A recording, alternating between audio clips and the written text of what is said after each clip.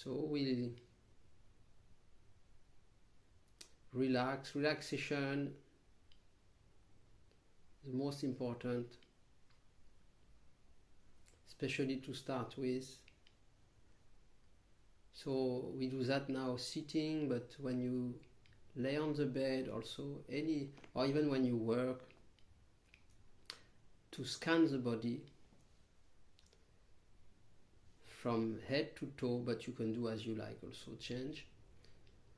So we do that now also. So by the top of the head, we relax all part of the scalp and the brain.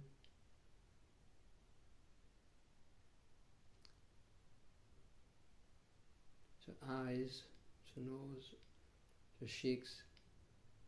So we go down now this.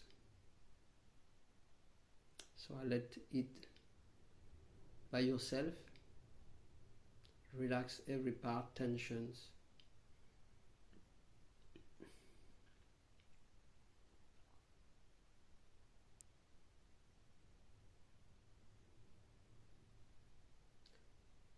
At the same time you relax the tension and all part of the body. Also connect with the breathing. So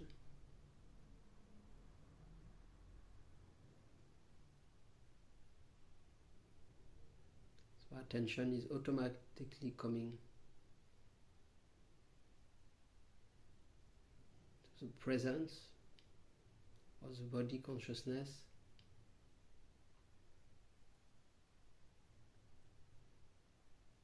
Or sitting on a big ball, Gaia or the earth.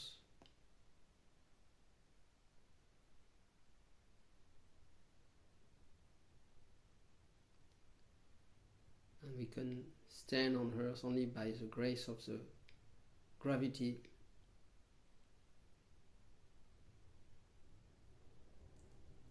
So we let the gravity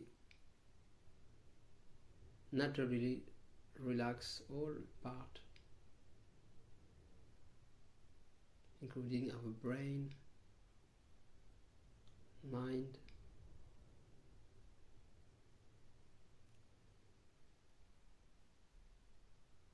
and we stay with the breathing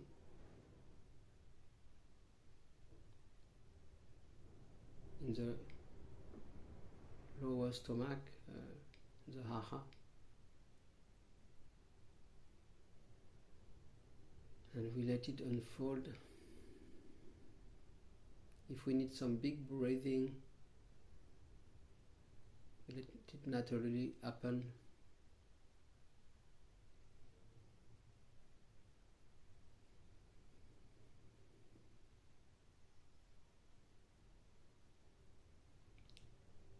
And by doing this practice, we'll go slowly quicker in. So from breathing we connect with the energetic body,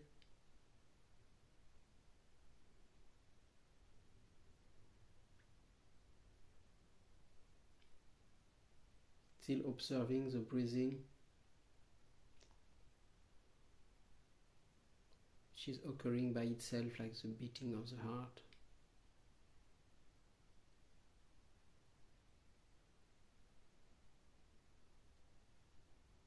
How fantastic a body, the complexity of a body working on its own without our anything to do.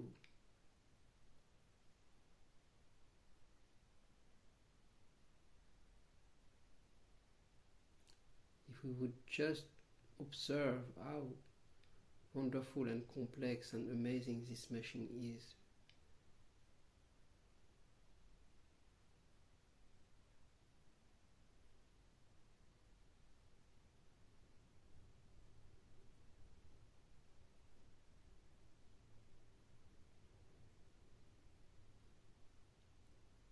And another more subtle machine inside our body subtle body embedded in the physical body.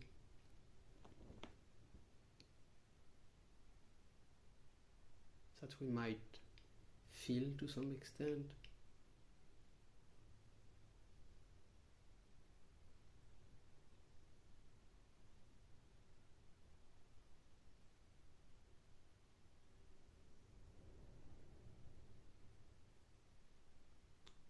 We are most of the time more aware of the physical body, so now we can open to something else.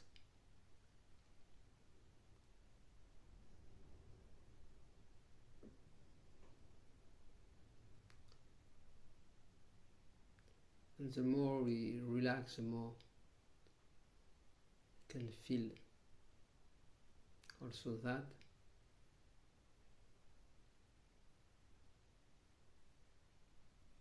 And that, from there we play a little game like we did the past weeks, the past 2 weeks,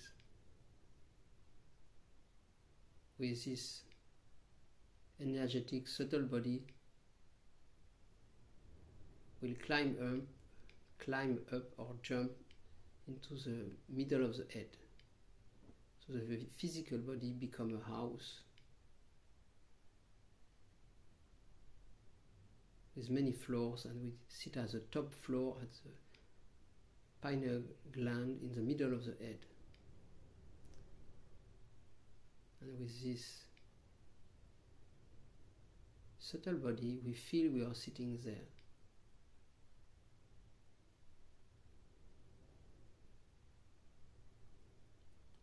Not seeing us, ourselves, in this subtle body, we feel we are really sitting in this temple. It has become our temple. So we can do whatever we like in this temple. We can light on some candles or anything we want.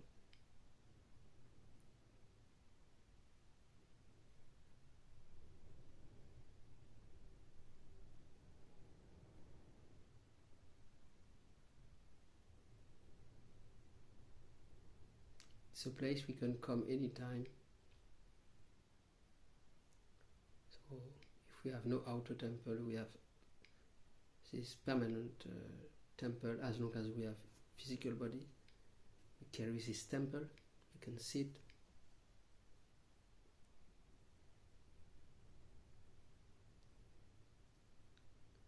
And from there we can observe another body which we call the mind body, which appear as thoughts.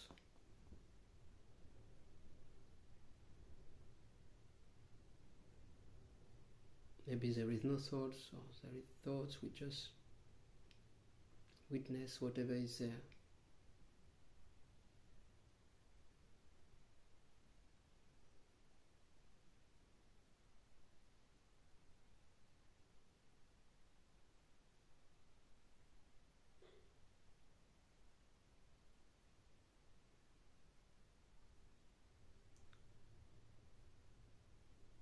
And sitting there in the middle of the head, now we'll invite or feel how we would like to be loved, how we would like to receive love. Anyway, we would like to receive love, we allow it, we open to receive this. It might be from a person, from a master, from God, from a deity, from just open to receive waves of love, or anything, anyway how I would like to receive love.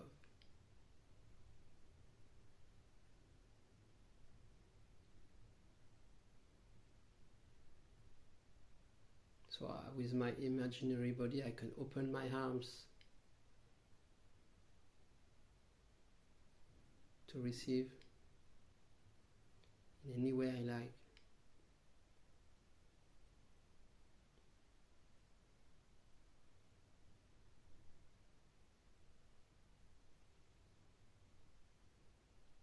might be just like smelling a flower, a rose, or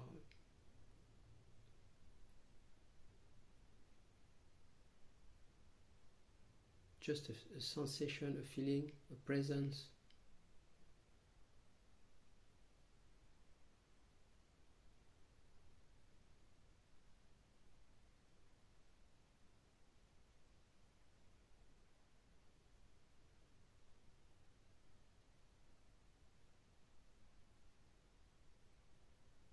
Everything is allowed. I can open fully. Now I can dance.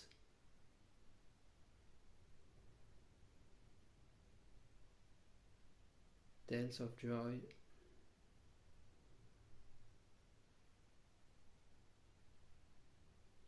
Or anything I feel like. Or just sitting quietly. In the middle of the head, my inner temple.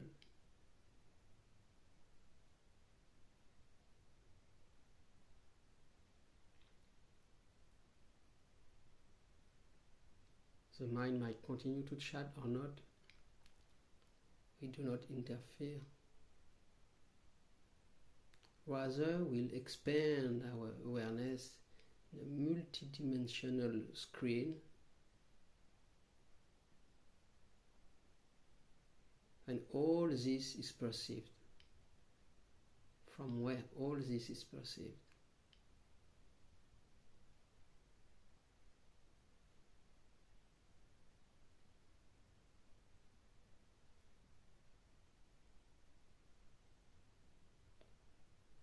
Fully present to what is.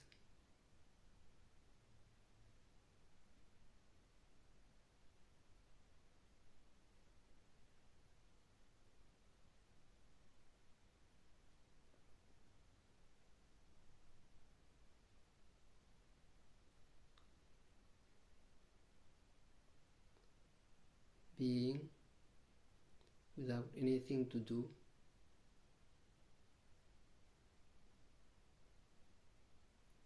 More like in a passive, feminine, welcoming whatever happened on the multidimensional screen.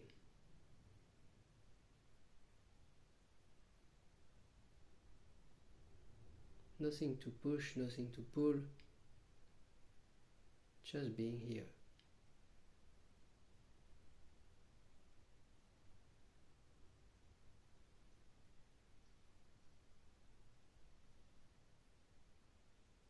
Presence.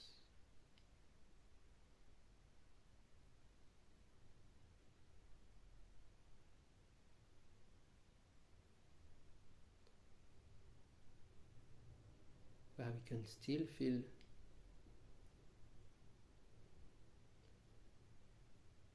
the love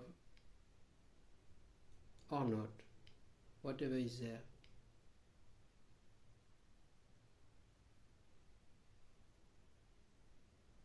Being fully present without opposition, resistance. If there is, we just notice.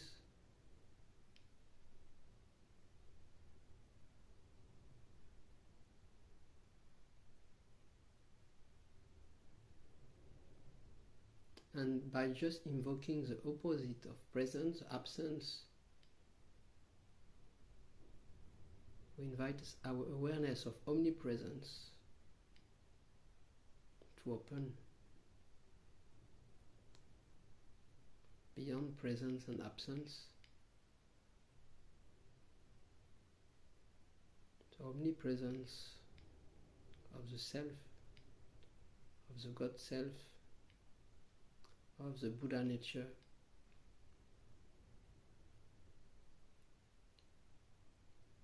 permanently smiling.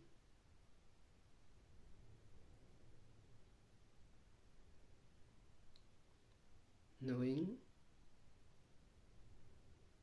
all experiences are being dreamed,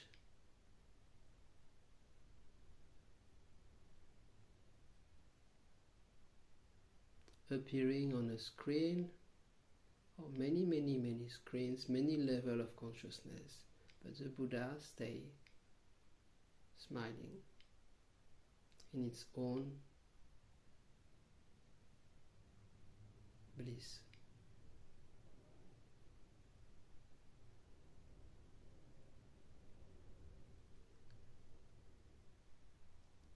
He knows that he may allow himself to forget its own nature,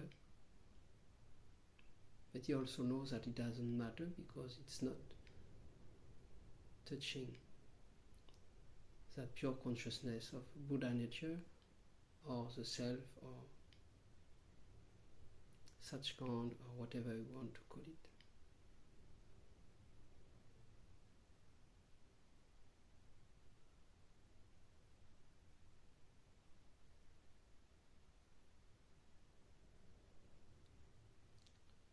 Surrender to that which is always this omnipresence, this unknown mystery,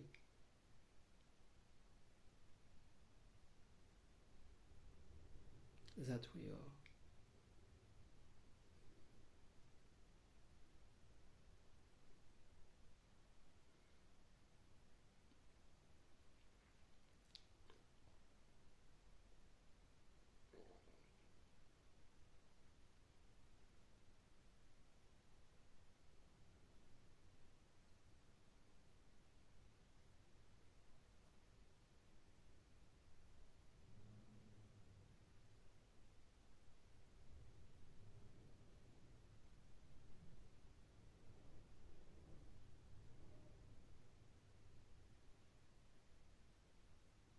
So we have the blessing of all the masters and teachers who came and will come.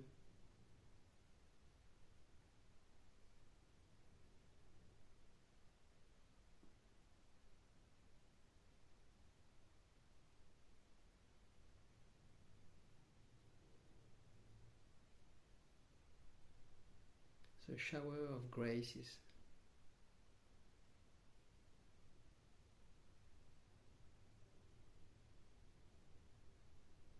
always there, whether we are present, aware of it or not.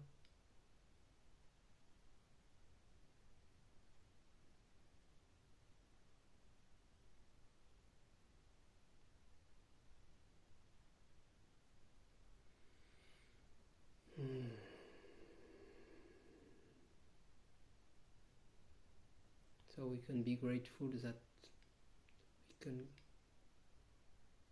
come back, realize that we never left home, even if we'll again go back to the dream, forgetting again, but deep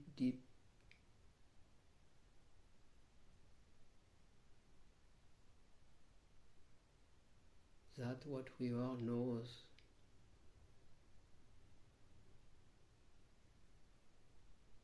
that nothing really matters. It's just an amazing experience.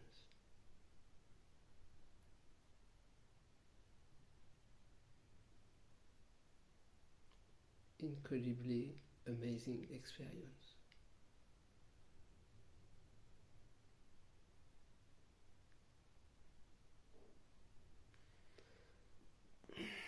So I invite you to come back slowly, take your time. When you are on, you can bring back your mic or not, your picture, video or not. Thank you. Namaste.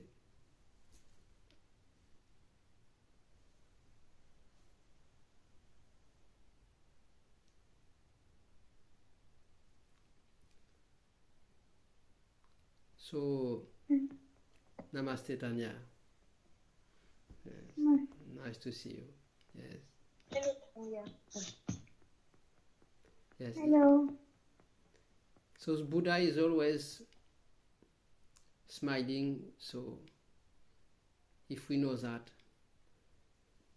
then the rest is, as Ishwapuri said, it's an entertainment. So the show must go on. Like Freddie Mercury said from the Queen, the show must go on. So, anything to share, my friends? It was very nourishing, very beautiful. Yeah, I felt also that, yes.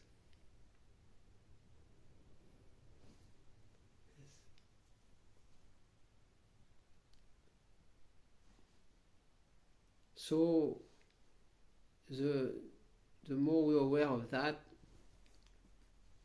the more we see that the apparent imperfections that we see with these two eyes, if we look from within, from the inner eye, we see that even the imperfection are perfect, because it cannot be changed, because there is no one. As Buddha said, when a bodhisattva attained nirvana, he realized that there is no others. There have never been others.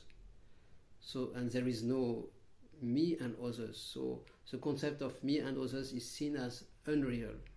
So nobody is doing anything in truth. So it can only be perfect. Also, we appear imperfect as persons, but from the third eye, it's all perfect. So that's the paradox. We are perfectly imperfect or imperfectly perfect. So what to do from there? Anybody has an idea? Can share.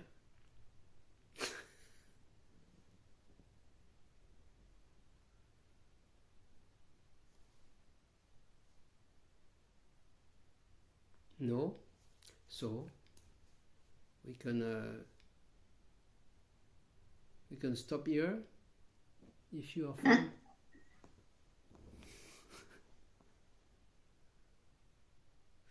I will share a story. We had a coffee before lunch with a friend who is a long time also in spirituality, and he was with Papaji and other masters, and he said he was with also a Zen master, and in a restaurant, a famous Zen master, I forgot his name, but he asked him, the master asked him, ask your question. He said, question? He said, yes, I have one question. He said, is there an end in all this search for freedom, enlightenment?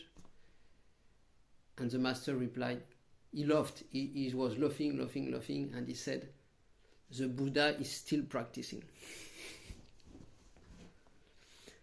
Meaning that it's never ending. The idea of an end, to reach an end point, a master has to speak like that to the mind, to the body mind, because the body mind does not accept that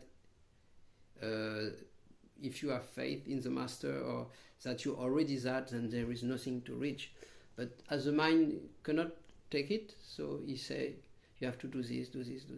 So it will permanently be like that the mind, the self will manifest in different form and fall back into ignorance. And so it's if a master like Jesus or anyone like that would have made it, then the self would be realized and there would be no ignorance in the creation.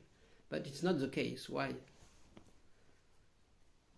Yes, so that is the problem we have to solve. Why nothing worked? It worked only individually, but some souls said they realized and they were saved, but even that, whose self was saved or liberated? So that's why the saint speak about love, and love for God is beyond the desire for heaven or liberation. First, we have the desire for heaven, higher planes of consciousness, and for liberation. And then, this is just a golden carrot, as Ganga called it, golden carrot.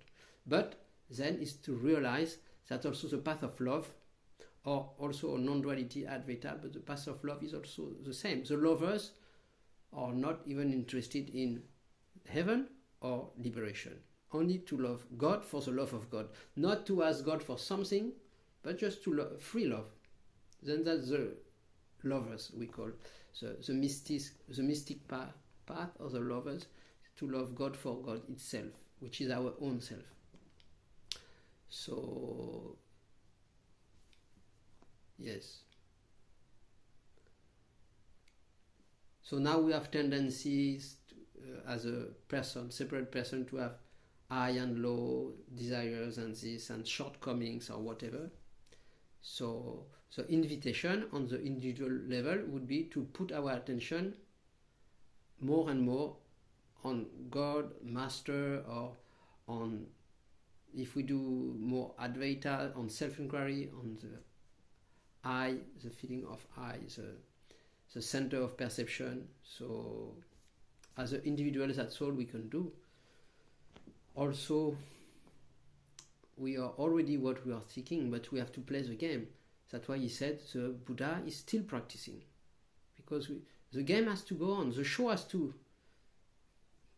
be played, so we cannot stop it. So it's an illusory seeking, because the self is the self, but the self is seeking for the self. So it's an illusory seeking, but we cannot avoid it. So that's a paradox. So, as an individual, we continue the evolution of this like that, and even if I realize I'm liberated, I realize I'm enlightened, then the self will manifest again in some other form, in a new Buddha, in another master, and again practice and meditate, and again, oh, I found it. Yes. Maybe I shared with you one time a story that I heard from Karl Renz. He said there is a king, no, it was not a king, sorry, a sage, and there was a disciple, someone who somehow he got it, let's say, and he was so awakened, something, enlightened or liberated, and then he came as to give a gift to this sage, to the master. So it was a ring with a diamond, let's say, and he as a thank to the master, he wanted to give him a ring, and the master to say, "Oh, thank you, beautiful." And he opened a box, he put it in the box, and the box was full of rings, and he said, "Oh, thank you, see you next time." So funny. So the self is getting awakened, enlightened so many times in so many bodies, but he plays the game again and again. So yes. So don't forget to have a ring with a diamond to offer to God. He might tell you, "Oh, see you next time."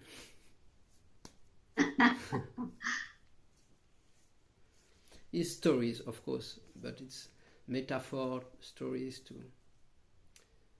tell us something, that we have this paradox. As a person, we are in this seeking and whatever, and searching. Yes. So we were very quickly perfect today. We are all quiet, except me.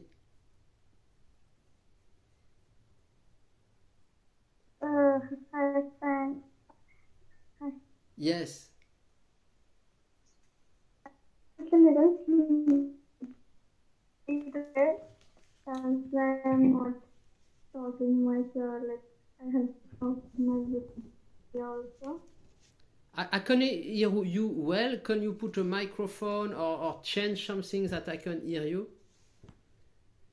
Or to talk close to the microphone or something? Can you hear me now? Yes? I was just saying I'm feeling a little sleepy. Sleepy? That's why I'm not talking much or like. Yeah, it's late in India, that's why, yes. I know, at this time it's 10 or something. So, like, usually I sleep late, but like today I'm feeling like very sleepy.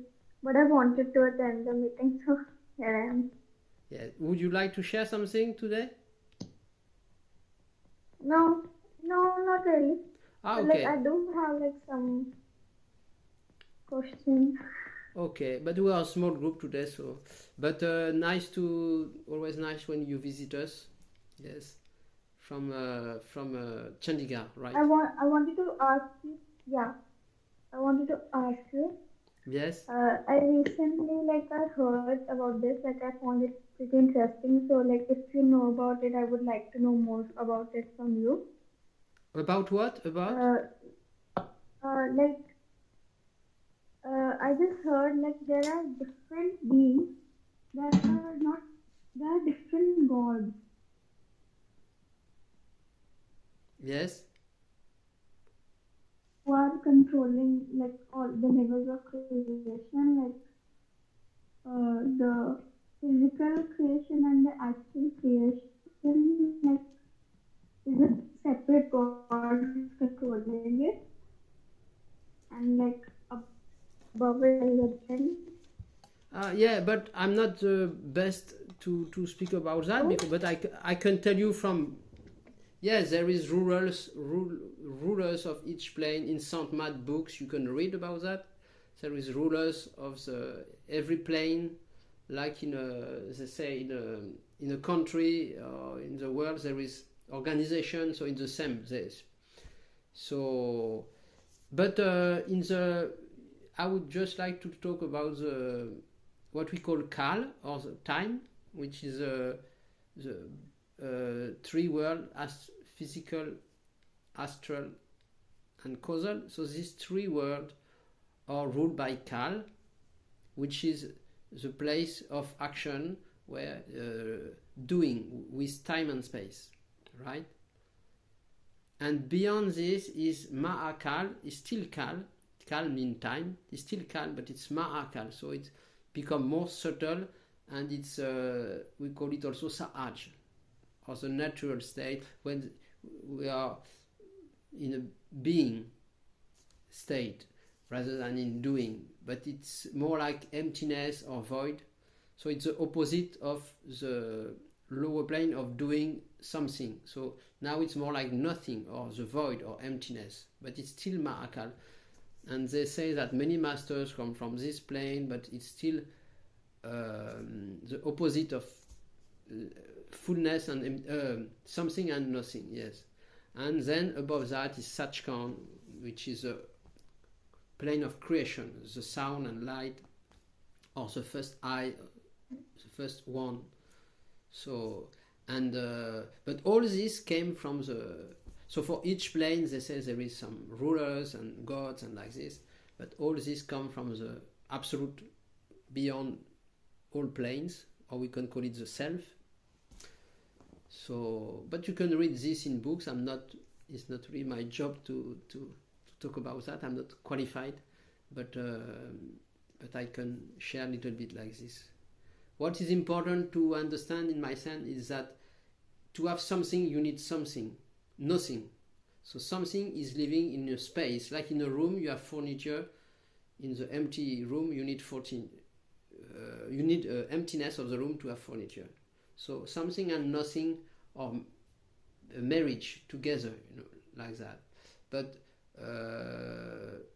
what we are is prior something or nothing. It is so many. Even when we talk about nothing, we come from nothing. Nothing is just like is still something. Anyway, whatever we plane will talk about, and we make an object, then it's still something we want to reach at some point. So, but what we are as absolute is not an object, is beyond the relation subject-object. So whatever we'll achieve at some point will be is relative somehow, relative. But if we are really searching for that, what we are, or the self, like Ishwar also call it, then it is not conditional. But yes, you can search for it, read about this, about all these gods and so on books, yes. But it's not, I'm not so interested in that, but it's good to have maybe some knowledge, description. So, and all Brahma, Vishnu, Shiva, and all these gods have some roles, and they might correspond to some chakra also. Brahma, Vishnu, etc. So, but I don't like to speak too much about that. It's not my job, I would say. Yes. But if you're interested, many books, Tanya, about that. Hello, Nilima, namaste. Yes. So now, Namaste. yes. So now I'm in India fully. Yes. Are you in Goa? Me?